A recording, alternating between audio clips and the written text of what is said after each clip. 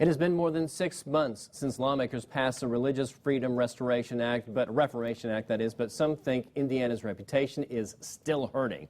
Now, hundreds of businesses across the state are trying to fix the problem, and News Channel 15's Sara Wagner joins us live from the newsroom with more on the new initiative. Sara. The businesses make up a coalition called Indiana Competes, and they're asking Indiana lawmakers to craft an anti-discrimination law to protect the LGBT community.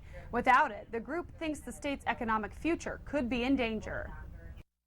We're having conversations with business leaders all over the state of Indiana. More than 215 businesses across the state are now partnering with Indiana Competes. It's a 5-sentence pledge that talks about meaningful reform to our state's anti-discrimination statute in adding protections for sexual orientation and gender identity, and for employment, housing, and public accommodation. More than a dozen businesses in Fort Wayne are on board, including Deer Park Irish Pub.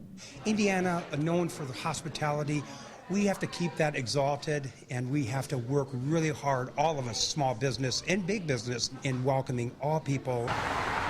Asher Agency signed the pledge. The company wants to make sure it can attract the best talent. Well, candidates do look at these kind of influencers before they move to Indiana from many states away, and hopefully we'll get this behind us, and then we have no issues recruiting from anywhere in the country. Many cities across the state have their own protections in place, but leaders say those essentially don't count if the state doesn't have one. Fort Wayne has had one on the books since 2001. If it's added to the Indiana civil rights law, then other penalties come into play.